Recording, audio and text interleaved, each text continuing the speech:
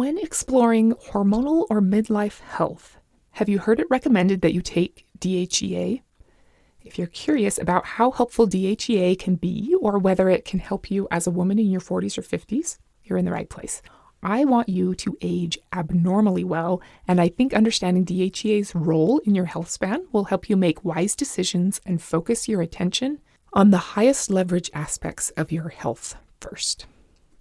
You're listening to the Health Courage Collective podcast, episode 233. Do I need DHEA? Welcome to the Health Courage Collective podcast, the show for women who are too busy to slog through hours of generalized, inapplicable, and often contradictory health information, but too smart to ignore that a few minutes of focused attention now can prevent years of suffering in the future.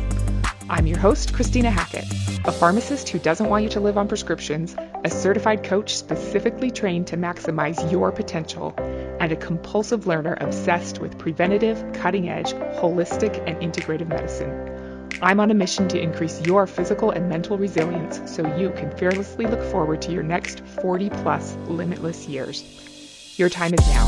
Let's go. Hello, my friend. I'm so glad that you're here today. I hope you have had a great week. I have. It's been a whirlwind of getting back from a trip to New Orleans, having just enough time to decorate the house for Christmas, and then leaving on a trip to Phoenix for 3 days for a conference that gave me a lot of great ideas of how to help you better starting in January, so that'll be really fun. How is your perimenopausal weather? I think it's useful to understand the possible changes in weather patterns, but also to have the ability to analyze and report and not get swept away by the storm. Okay, so let's start with the obvious question here. What even is DHEA? DHEA stands for dehydroepiandrosterone. Sounds to me like it should be dehydroepiandrosterone, but it's not. It's androsterone. DHEA is a natural steroid molecule that your body makes in your adrenal glands, ovaries, and brain. Males make it in their testes instead of their ovaries, but it's mostly from the adrenal glands, which sit on top of your kidneys and are also responsible for cortisol production. DHEA is one of the most abundant steroids swimming around your body. It does a lot of important things and can bind directly to some cell receptors. I don't think we, meaning the medical establishment, really knows all of the things DHEA has a hand in, but we do know that it's a lot. DHEA levels peak around age 20 and decline gradually with age, getting pretty low after age 60. The reason DHEA usually comes up in midlife or hormone-type conversations is because it's a precursor to multiple sex hormones. There's a beautiful flow chart called the hormone cascade that shows how hormones are made and what's upstream and what's downstream, meaning what you need first to be able to convert to estrogen or testosterone or progesterone, or what comes after pregnenolone or DHEA or whatever. It's interesting and fabulous to nerds like me, and even if you don't find it fascinating, I think it's good for you to understand that at the very top is cholesterol. Cholesterol is fantastic. It's your raw ingredient that all of your sex hormones get made from. From there, we move down the line to the mother hormone, pregnenolone. Pregnenolone can either become progesterone or DHEA. From there, it gets more complicated, but the oversimplified version is that DHEA converts into either DHEA sulfate, testosterone, or estrogen. That's not the full picture, but it's the gist of why DHEA matters to our hormone health at midlife. It feeds the estrogen and testosterone producing machinery. Nobody really knows the full details about all the things DHEA sulfate does. So remember, DHEA turns into either DHEA sulfate, testosterone, or estrogen. Not really, but kind of. We do know that DHEA sulfate enhances the immune system, helps quite a bit with bone density, energy levels, and mood, and we think it helps with sleep, joint stiffness, growth hormone levels, muscle strength, and insulin sensitivity on its own. Not because of its effect of DHEA being converted to testosterone or estrogen, but DHEA sulfate on its own does those things. DHEA is also a neurosteroid that is active in the brain and central nervous system, but we don't know exactly all of the effects that it has there. Pretty great, right? If DHEA is either converted to estrogen or testosterone, which we need more of in perimenopause, or it stays DHEA sulfate, which helps our growth hormone levels, sleep, insulin sensitivity, and brain, then whoever these people that you first heard about DHEA from, which were probably people selling DHEA, let's be honest, must be right? I'm sure you know that it's never that simple. For one thing, science doesn't fully understand the whole DHEA picture.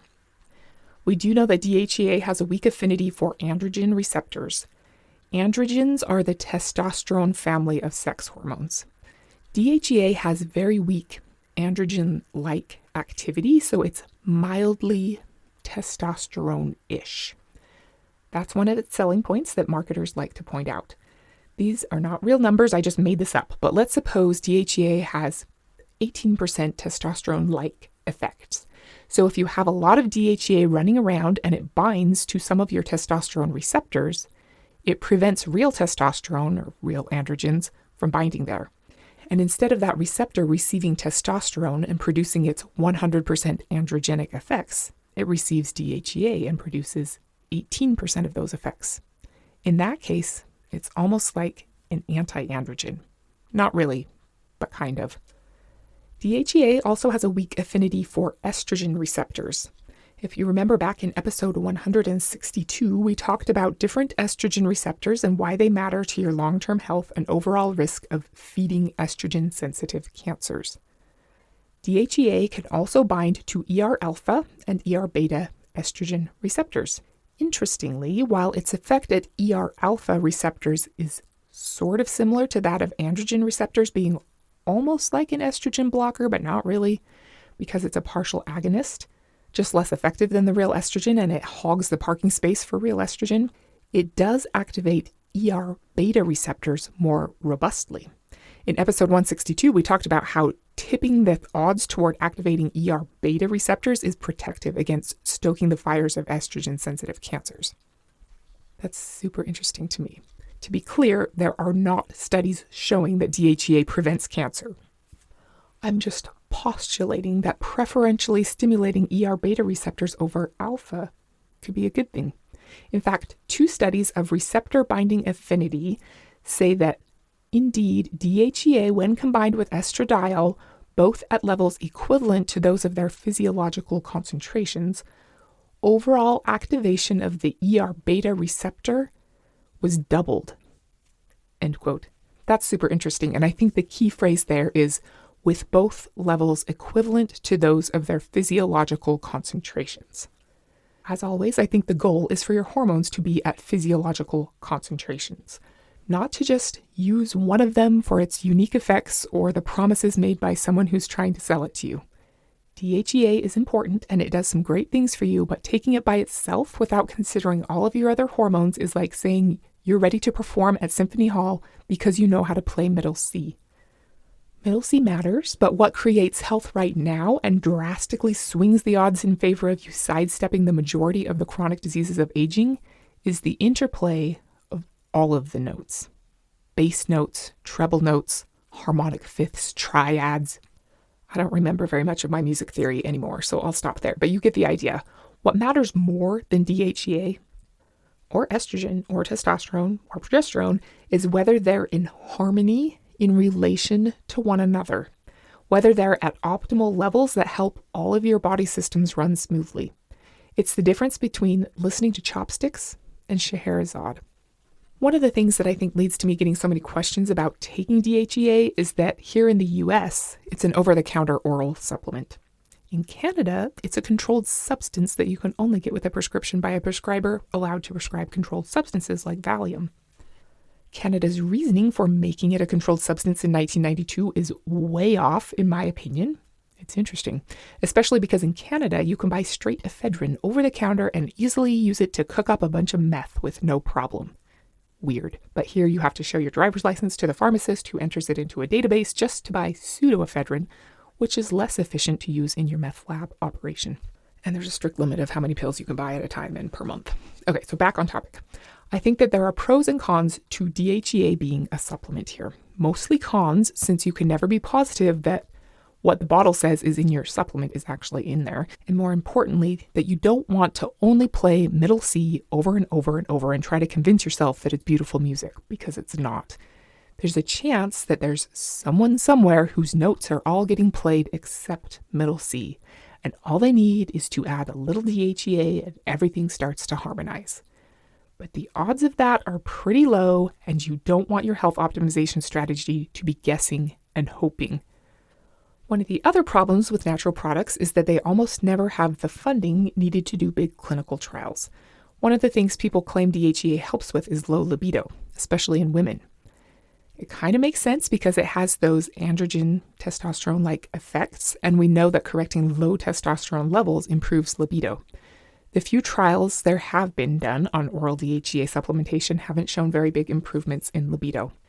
In episode 213, we talked about vaginal atrophy and genitourinary symptoms, including frequent urinary tract infections and urinary incontinence that are pretty much guaranteed to happen in one form or another, at least vaginal dryness is, with advancing age, and using vaginal estrogen and/or testosterone to prevent or treat those things. There is a commercial prescription product, meaning it's not compounded, you can get it from Big Pharma at your pharmacy, called Intra Rosa, that is vaginal DHEA suppository that does have trials to show that it helps with pain with sex due to vulvovaginal atrophy. So, vaginally, DHEA does help, probably, because there are lots of both estrogen and testosterone receptors in the genitourinary area, and DHEA can be metabolized into both of those. My opinion is that you can get the same or better results using actual estrogen and testosterone vaginally, but DHEA is not wrong. Some people claim that DHEA helps reduce high insulin levels. If it did, then that would be fantastic because high insulin levels are a big risk factor for all of the chronic diseases of aging that are going to make you stop living before you die. High insulin levels is a bigger deal than high blood sugar levels, but harder to measure. Anyway, this came from reports by someone named Dr. Greg Fahy, F-A-H-Y, who was injecting himself with HGH, human growth hormone, as an anti-aging thing. Protocol, drug, I don't know. Anyway, his insulin levels went up by 50%, and he knew that that was not good. So he added DHEA, and he said that that reversed, and he could then continue his human growth hormone injections without having high insulin. That was in one person for less than 2 weeks, and he did do a small and short trial that used DHEA with HGH and metformin in some folks, but there weren't huge life-changing results from it. Another thing that people might claim is that DHEA is a, quote, more natural way to increase your testosterone. That's just silly. If your testosterone is low, the most natural way to increase it is by taking testosterone, not beating around the bush. DHEA is natural, but no more natural than testosterone, or serotonin, or rattlesnake venom, or wanting to strangle someone who eats chips near you. Which isn't to say that DHEA is bad, because it's not. The very limited studies we have suggest that it doesn't do much of anything for male testosterone levels, but it might slightly increase female testosterone levels.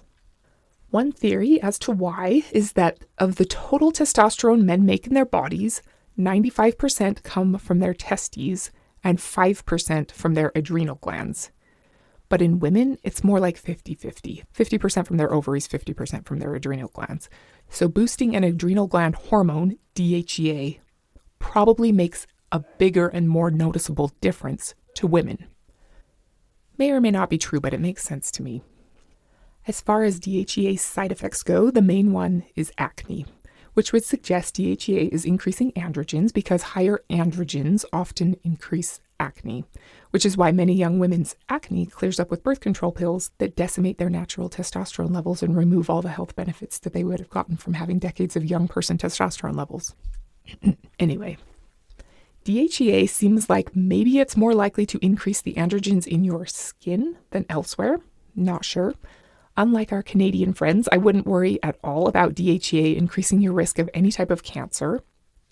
It's theoretically possible that you could have increased facial hair and decreased scalp hair, like can happen if you overdose on testosterone, but that would be a stretch. You'd have to start with high testosterone levels and then add a whole bunch of DHEA on top of it. Whew. I hope that knowing more about DHEA helps you feel more confident and capable when deciding what to do about your overall hormone health. Remember, if you want some peace of mind and to stop wondering what you want to do with your hormone health around the time of perimenopause, get on the waitlist for my beta program where you're going to finally decide what makes the most sense for you and find a doctor to work with and move forward with a good understanding of what's important to you right now and for your long-term health.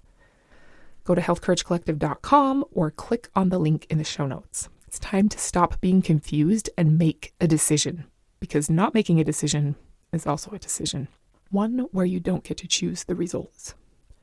I think DHEA is great and that you need optimal levels of it in order to have good bone health, immune health, overall hormone health, brain health, and energy. But I don't think just blindly taking it because it's the one sex hormone you can buy over the counter is a good strategy. You deserve the best, and that's getting all of your hormones working together at optimal levels, both in the optimal range and in optimal ratios to one another. The only way to know that is to get your sex hormone levels tested. There's a blood test that can show you your DHEA sulfate level, and DHEA sulfate and its downstream metabolites are part of the Dutch Complete Dried Urine Test, which is a fantastic one. Expensive, but fantastic. There's a different supplement called 7-keto DHEA that acts differently, so maybe we'll talk about that one another time. It's kind of confusing. Thank you so much for taking the time today to learn about DHEA. It can be a good thing, but not as a standalone strategy. And any benefits you might notice would be much more subtle than if you were to optimize your estrogen, testosterone, and progesterone. Next Wednesday is Christmas Eve, so we're going to talk about getting what you want, specifically in terms of world-class hormone health. Until then, keep the benefits of DHEA in their proper perspective and don't be normal.